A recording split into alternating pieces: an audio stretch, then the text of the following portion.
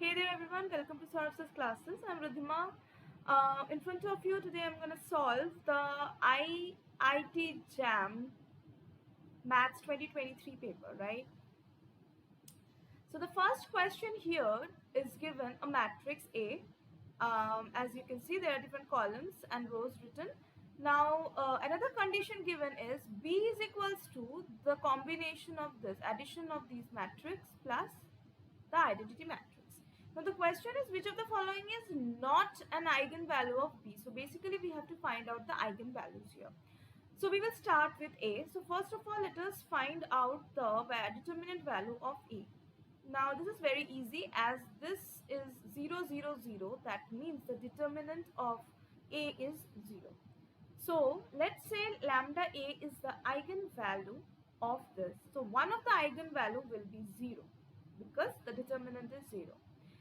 Now let us try to find out the other eigenvalues of this particular determinant A. Now the characteristic equation in this case is written as A minus lambda I. Here lambda is the eigenvalues that will yield the eigenvalues of A. So A minus lambda I is equals to 0. So now what is this A minus lambda I? Basically then we will have 1 minus lambda minus 1 minus lambda 0, 0 minus lambda 0 minus 2, 2, 2 minus lambda. Now this,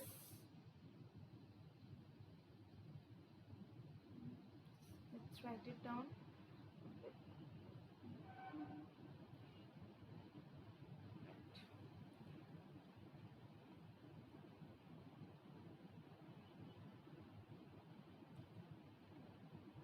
This is equals to 0. Now this will yield us the characteristic equation from where we will get the eigenvectors, eigenvalues. Now after solving this, so we can solve with respect to this column. So this is very clear that the value will be 2 minus lambda into the determinant value of these, right? This 4. So that is 1 minus lambda into minus lambda, and since this is 0, so we don't have to write it. Now this is equals to 0. So after solving this, now the eigenvalues of determinant A will be, we already have 0, other than that we will have 1 and 2. Now from the condition, that is B is equals to A to the power 5 plus A to the power 4 plus I3. Now I3. So with respect to the eigenvalues, we can write, let's say lambda B is the eigenvalue of B, which will be equal to the eigenvalue of A to the power 5 plus A to the power 4 plus, we know that the eigenvalue of the identity matrix is 1. Now we have three values, 0, 1, 2. Let us put the values. So let us put first lambda is equals to 0. So if lambda A is equals to 0, then lambda B will be 0 plus 0 plus 1, that is 1. If lambda B is 1, then 1 plus 1 plus 1, that is 3. And if lambda b is 2, then the value will be 2 to the power 5, that is 32 plus 16 plus 1, so the value is 49. So the probable values, eigenvalues of B will be 1, 3 and 49. So let us check the options where we have to answer that out of these options which is not an eigen value of B, right? So surely we have just now seen that 1 is the value, 3 and 49. These three are the values. So the remaining is 2, which is the answer. So the next question in front of you is, so it is given that the value of, so a limit is given, so you have to calculate the value of this limit, right? So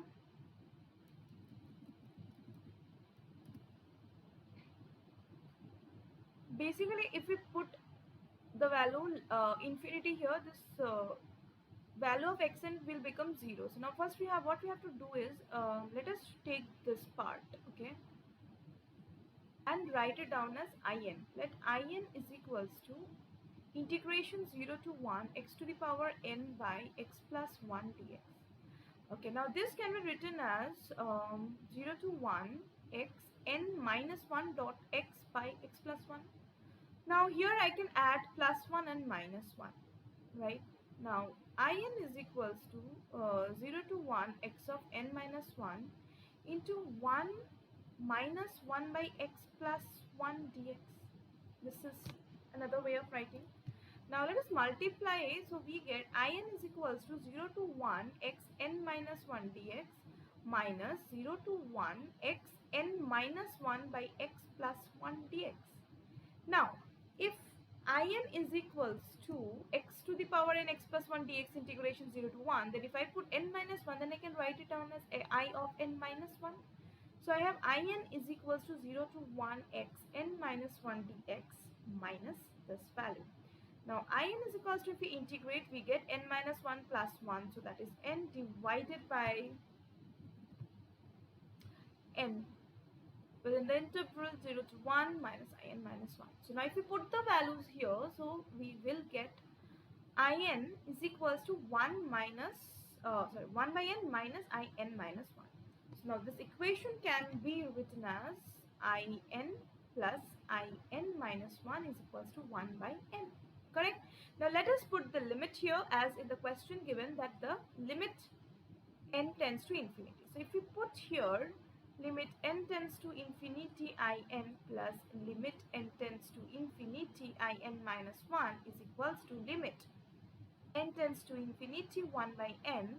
So now the question here, as you can see, whether it is in or in minus 1, n tends to infinity, for both the cases the value will be same. So I can write down 2 times limit n tends to infinity in is equals to limit of n tends to infinity 1 by n.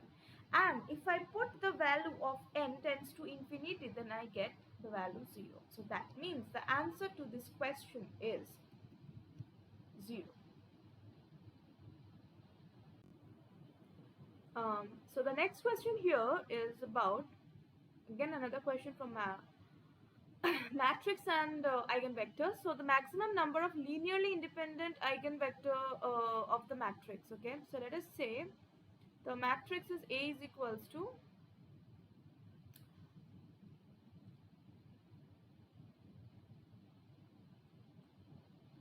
1 1 0 0 2 2 0 0 0 0 3 0 0 0 1 3. So we are given this matrix. Now how are we supposed to find out the independent eigenvectors of the matrix? So for that we have to first let us just transform the matrix such that we have more zero values. Like let us try to transform the matrix such that we have zero values, right? So if we operate these two, then we can find that we can transform this row into 0. How are we supposed to do that? That is, the new row should be the old second row minus 2 times the first row, right? So let us write down the new matrix, the transformed matrix. The transform matrix here will be, so first let us write down the unchanged rows, that is 1 1 0 0. Let us leave the second row. Let us write down the third row, 0 0 3 0 0 0 1 3. Now let us operate this and write down the new second row, right? That is r2 minus 2 r1. So 2 minus 2 into 1, that is 0. 2 minus 2 into 1, that is 0. 0 minus 0 and 0 minus 0. So now we have all 0. We have transformed it. Now let us try to eliminate and find out the number of independent eigenvectors.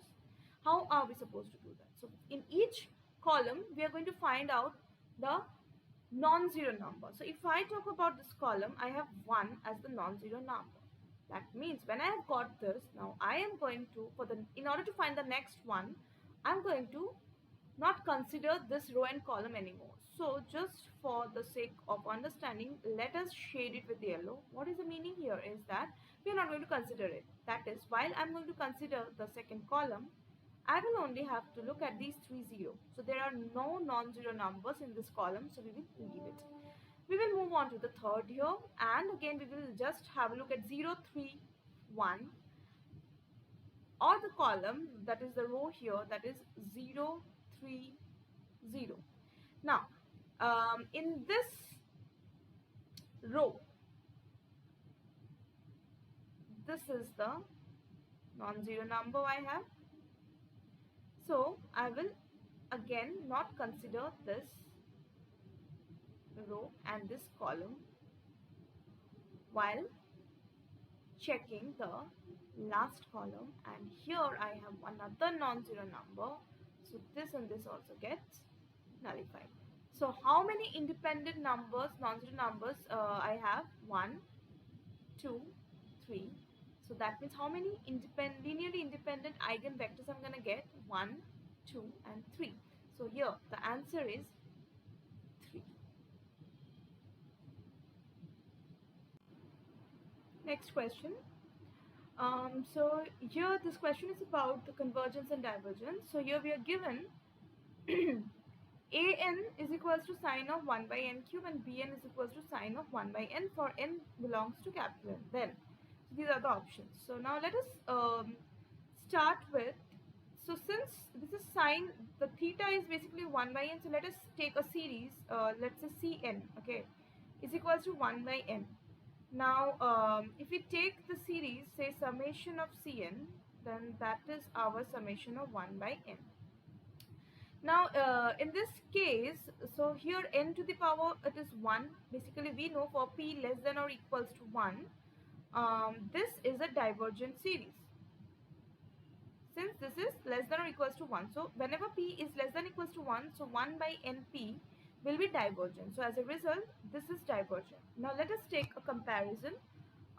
So here we are given bn is equals to sine of 1 by n, right? So now limit n tends to infinity, okay, limit n tends to infinity bn by cn, right? Now what is the meaning here is bn by cn. So in this type of series it is said that if this is divergent, then this will also be divergent. If this is convergent, then this will be also convergent. On the basis of what? If this value is non-zero, okay, if this value is not equal to 0, then bn will be divergent, and if this is equal to 0, then bn will be convergent. Okay, now let us see whether this is going to be non-zero or not. Let us put the values here. So limit n tends to infinity, bn is our sine of 1 by n divided by cn is 1 by n. Now let us say 1 by n is m, and so that becomes as n tends to infinity, 1 by n tends to 0. That means limit m tends to 0 sine of m by m. Now we know the answer to this is 1, and since this is not equals to 0, so that means divergent. bn is divergent. Now let us check for an, and then we will check the options. Now for the an, let us take dn to be the series, which is equals to 1 by n cube. Now since this is 3, so obviously the series according to the formula, that is this, if this is divergent, then greater than 1, that is cube, it is convergent. Now the comparison, that is limit n tends to infinity bn by, sorry, it's not bn, an by dn. Now this can be convergent for convergent and divergent for divergent as per whether it is a 0 or non-zero number. Now an is equals to sine of 1 by n cube. So now let us just put the values here. That is limit n tends to infinity. In place of an we have sine of 1 by n cube divided by dn is also 1 by n cube. Now let us put 1 by n cube as m, and as n tends to infinity, so 1 by n cube, that is m, will tend to be 0. So that is limit m tends to 0 sine m by m, which is equals to 1. So not equals to 0, hence convergence. So the answer to this question is that an will be convergent and bn will be divergent. So let us have a look at the options. So option A is both are convergent. No. AN is convergent, correct. BN is not convergent, it is divergent. So this is correct. So that means definitely B is our correct answer. Let us have a look at the next question. So the next question here is given that let W be the subspace of M3R consisting of all matrices with the property that the sum of the entries in each row is 0 and the sum of the entries in each column is 0. So then the dimension of W will be what? So let us say that the subspace of the matrix is denoted by A, and of course it is a 3 cross 3 matrix. So let us write down the elements as x1, x2, x3, x4, x5, x6, x7, x8 and x9, and this is a 3 cross 3 matrix. Now the condition given here is that sum of the entries in each row is 0. That is, this summation of this, summation of this, summation of these three equations will be 0, as well as the entries in columns, that is this and this, the summation respectively will be 0. So we will have 6 equations from here. So let us write down the conditions. That is x1 plus x2 plus x3 is equals to 0. Let's say this is 1. x4 plus x5 plus x6 is equals to 0. Then x7 plus x8 plus x9 is equals to 0. And for the columns we have x1 plus x4 plus x7 is equals to 0. x2 plus x5 plus x8 is equals to 0. And x3 plus x6 plus x9 is equals to 0. Now, let us try to understand the number of conditions we really have. So if we just look at the equations, we have 6 conditions, but is it so? So just have a look at this 6 equations. Now, if I add these 3 and then subtract 4 and 5 from it, right? So I'm talking about 1 plus 2 plus 3 minus 4 minus 5 equation, right? What will happen? So here, as you can see, we will get x1, x2, x3 plus x4, x5, x6 plus x7, x8, x9. And out of all these 9 elements, we are going to subtract x1, x4, x7, x2, x5, x8. So certainly we will be left with 3, 6, 9. So that means if I add and subtract these 5 equations, so this will yield me equation number 6. That means I do not have to write it, because this is sort of rewriting the condition, all the 5 condition as one equation. So that means there are not 6 restriction or condition, but we have only 5 conditions or restriction, that is 1, 2, 3, 4 and 5.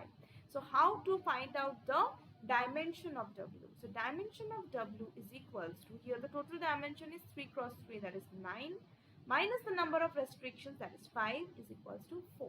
So the 4 is the correct answer. That means the answer to this question will be 4.